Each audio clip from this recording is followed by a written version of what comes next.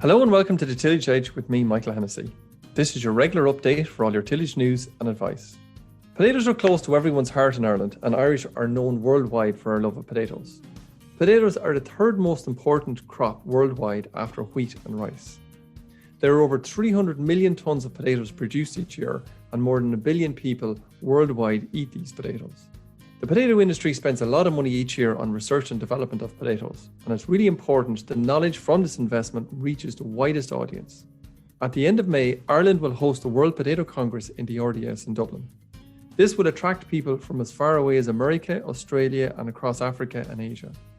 The Congress organisation is spearheaded by Liam Glennon of the Irish Potato Federation and also Denis Griffin from Teagasc. So gentlemen, you're both very welcome to the podcast.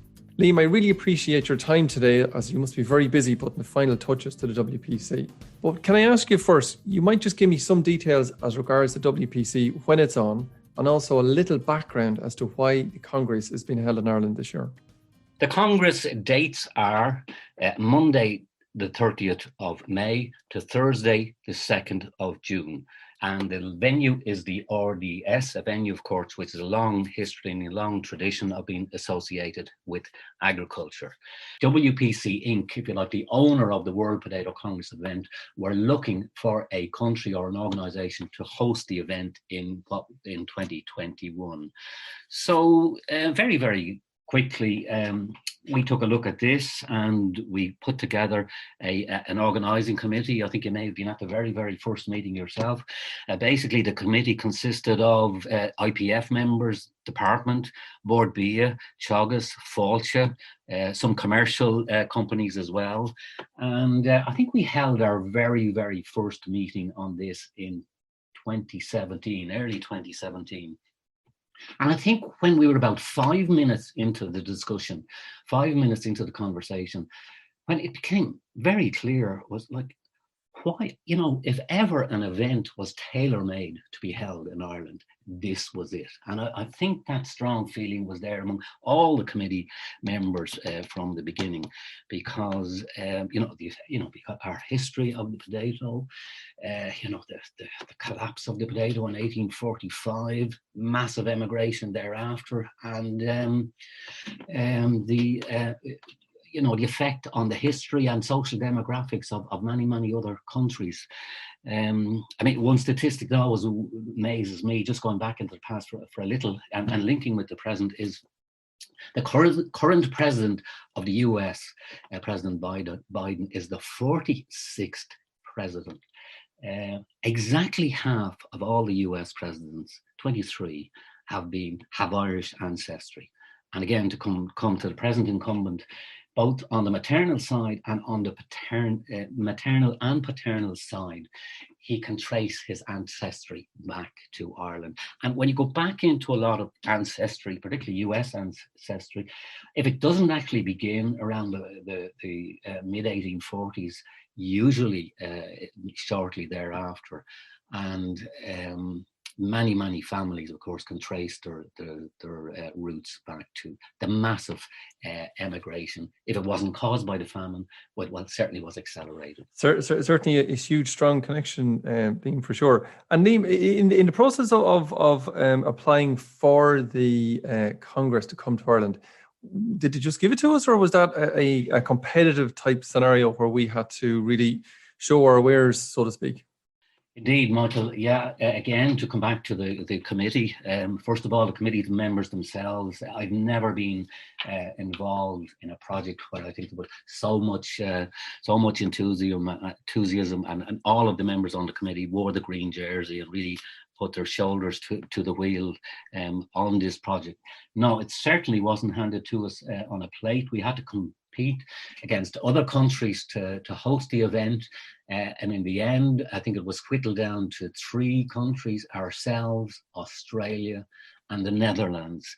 and we fortunately we put together a good enough bid application, which was fairly rigorous. It involved a physical inspection by 3 or 4 WPC Inc. members coming to Ireland. They met the committee, of course, went and looked at the venue. They had a look at Dublin from the point of view and Ireland of access, and fairly rigorous procedure. But I'm very glad to say, I think, due to the work of and input of the hard-working committee, Ireland was the winner of that competition. I suppose in the fact that it is a World Potato Congress, like it's not a local type scenario. In terms of the and with that in mind, I suppose in terms of the focus of the Congress, is there, if you like, a big lofty world goal in it, or is it a bit more specific to maybe more something this side of the world? Well, first of all, really, the objective of the event is to bring the global potato community together. It was a triennial event, but after the Irish event, it's going to be biennial. So basically, it's a platform for the global potato community. And by the potato community, we mean anybody in the potato supply chain, whether producer, wholesaler, trader, merchant, seed seller, or all the links of the supply chain, is to create a network and a platform for them to meet. But again, we chose each event, each Congress has a theme, and we chose as our theme, and this was again in early 2017, our theme was the changing world of the potato. And of course, little did we know just by how much the world was going to change since, 2 global seismic events, the pandemic and the war in Ukraine, and all the implications arising from those. So that's kind of the main focus of it was I suppose, Liam, it certainly is a changing world in the sense of it had to be postponed for a year with the pandemic, I suppose. So exactly 21 to 22 in the first stage. But can I just ask you, because you mentioned that it is the world community coming together of potatoes, in terms of the overall focus, because some of these conferences can often be a bit how to put it, very in depth in terms of their scientific rigor and scientific papers being put out, whereas others may well be a little bit more focused towards a commercial area. What's the focus, or is there a bit of mix of both in this Congress? The emphasis is on business. It's on the market. Where's the growth? Where's the opportunities? I mean, at the end of the day, whether you're a producer or a wholesaler or trader or wherever you are in the supply chain, the emphasis will be on business. What's happening in the marketplace? What's driving the market? I mean, everybody has to succeed at the business end of it. But we think there's still a good mix of the other topics. So plenty of commercial stuff, but certainly a good scientific focus nonetheless. Exactly. Okay. Denis, I might just bring you in here for a second. And given the fact that it is the World Potato Conference or Congress, in terms of, it is a very high profile type scenario. Who's opening the event? Do we have any big names coming to kick it off? Well, it's amazing the level and the number of people that are actually coming to this conference. Our own Minister for Agriculture will be present at the opening address, along with members of the WPC, the Irish Potato Federation, Michael Hoy and Romain Cools, and Liam himself, of course. But the European Commissioner for Agriculture will be giving an address on the European Green Deal. And I think what's a major boost for the conference, the Director General of the FAO, Q Dong Yu, will be opening the conference. And he's actually, the FAO is one of 17 offshoots of the United Nations, and they're tasked with, promoting agriculture and combating hunger in developing countries. And Q Dong Yu himself was a potato scientist, or is a potato scientist, and was involved with the last World Potato Congress in China. So it's a huge boost for the event to be getting somebody of that level, one of the UN, a DG of a UN agency, to come. And I think his opening will really focus on the positioning of potato globally. I mean, we've seen in many developing countries, or in developed countries, that potato has stabilized, or for a number of years has been reducing, but largely in developing countries there's huge interest in the potato to promote food security. And with plant-based diets and whatnot going forwards, I think we're going to see a resurgence of that in the developed world as well. So I think that'll be a very interesting session.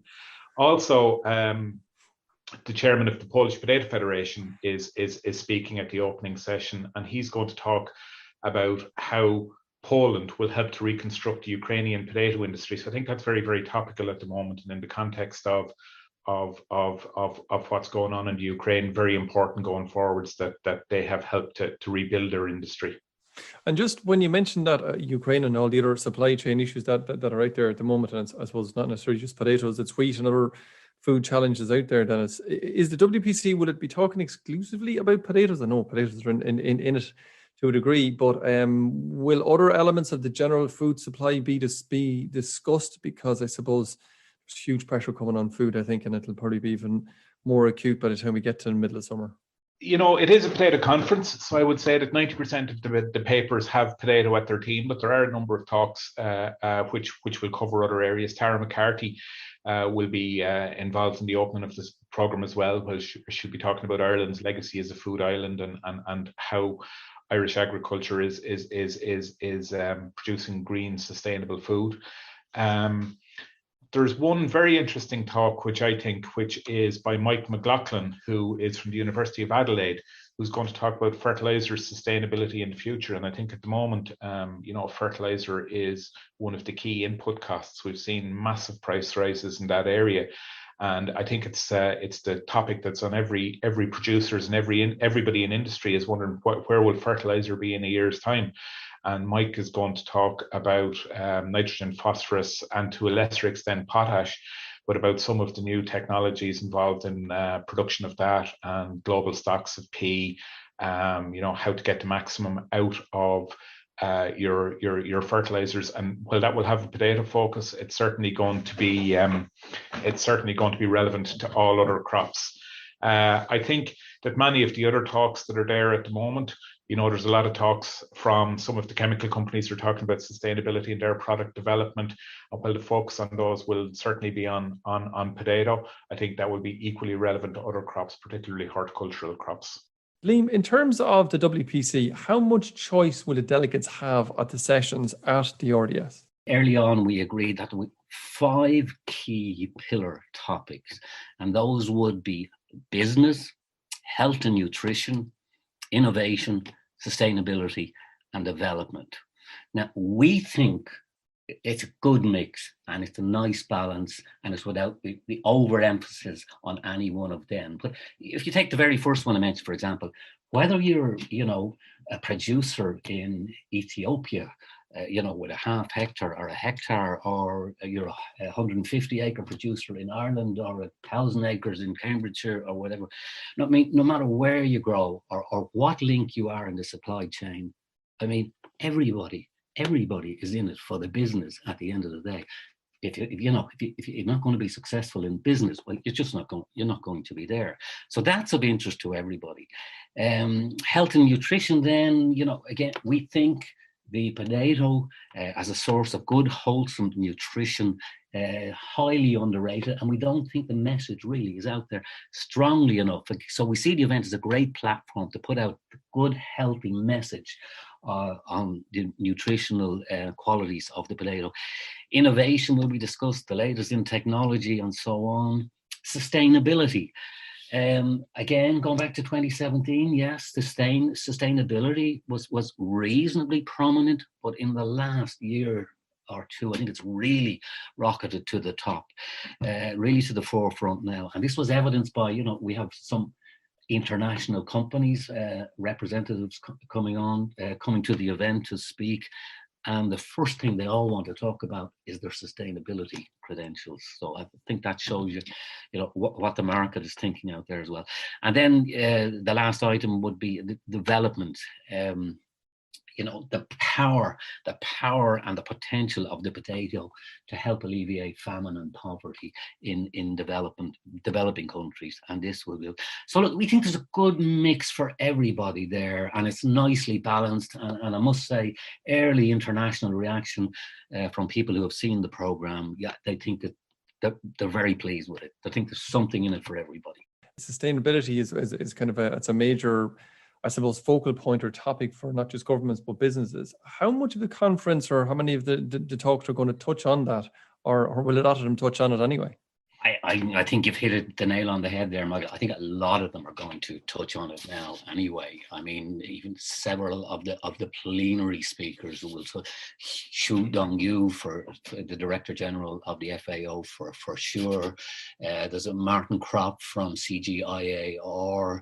As I said, several of the big companies will be talking about sustainability. And I think all just goes to show that this is all in the context of the consumer out there now, the green consumer, if you like, when they're making that decision to buy a product, many of them, of course, are asking themselves, how is what I'm buying going to affect the planet?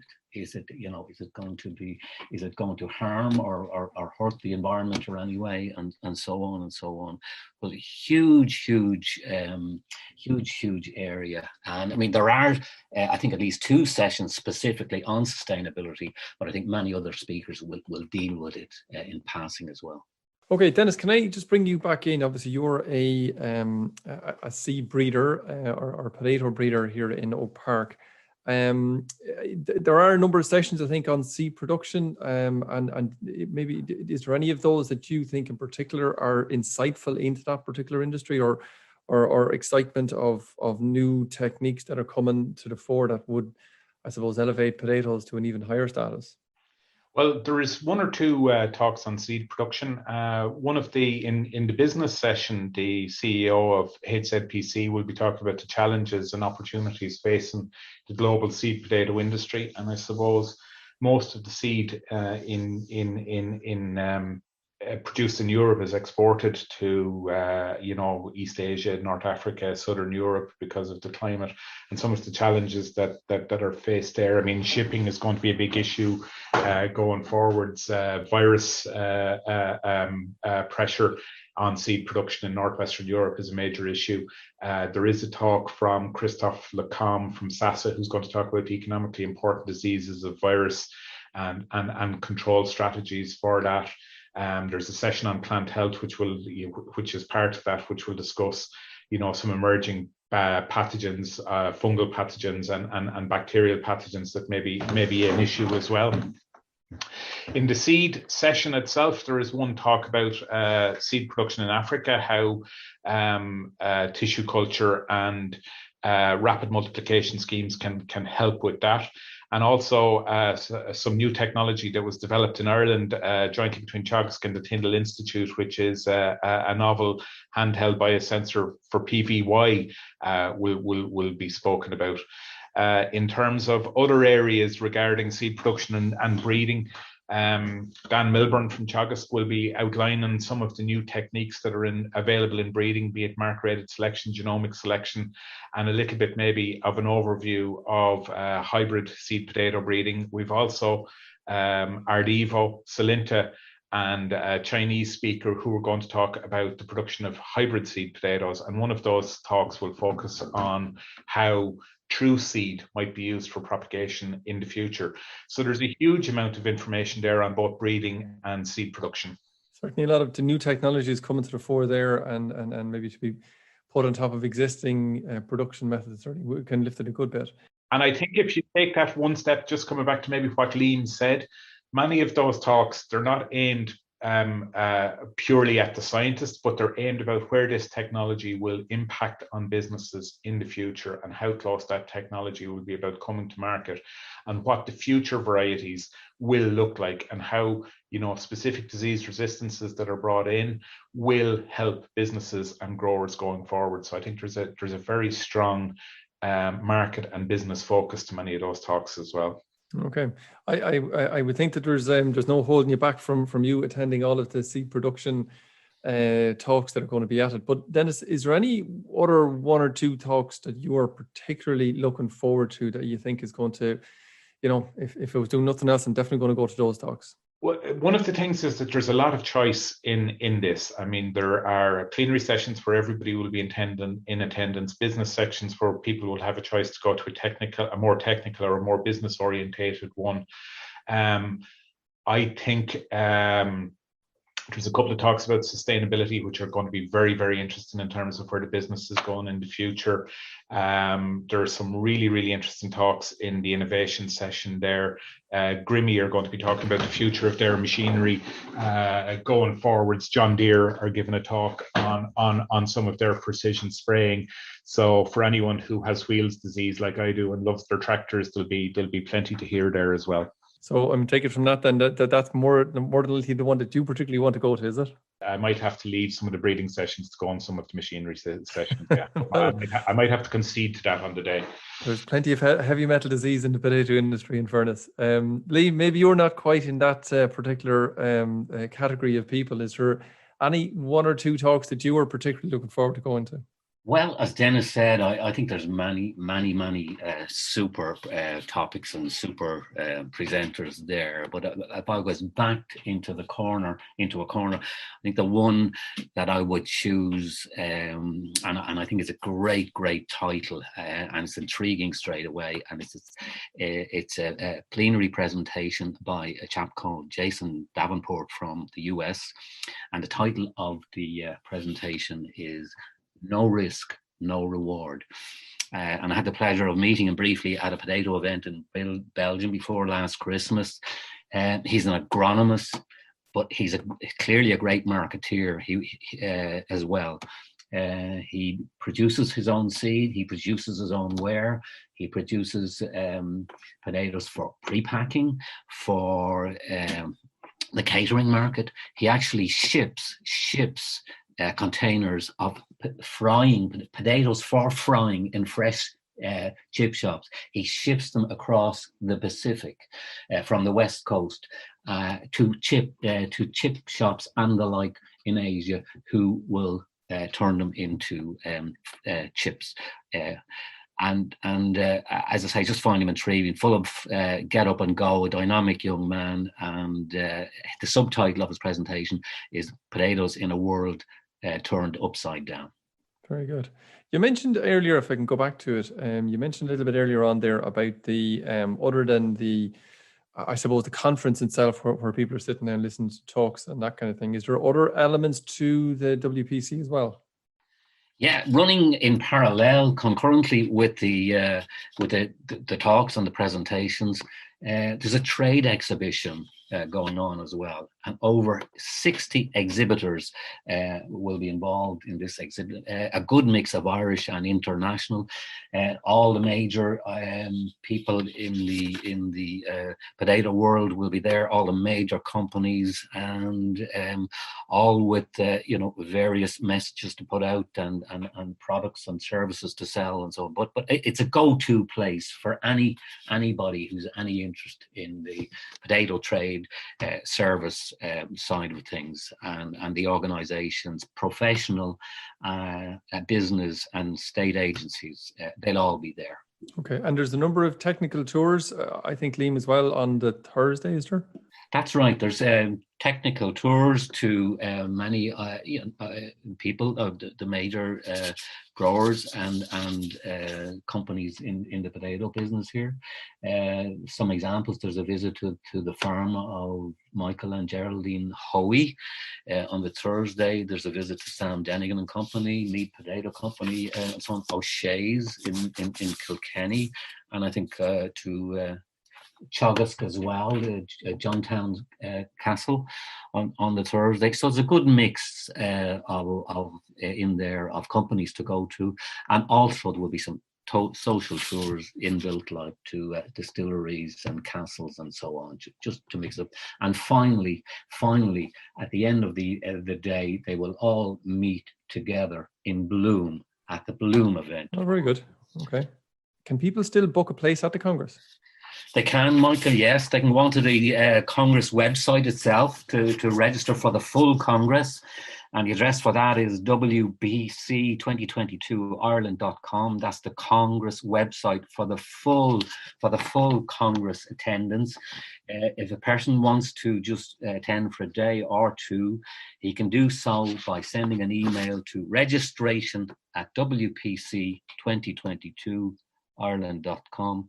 I'll give you that again, registration@wpc2022ireland.com, and you'll probably be putting that up on the website in any case, Mike. I certainly will, absolutely, yeah. And I presume people can get more information, all the information in terms of all the various different talks and sessions and everything that we talked about on the website. You might just give us the website address again? wpc2022ireland.com, and all the full programme of events and tours and speakers and presentations on all now on the website.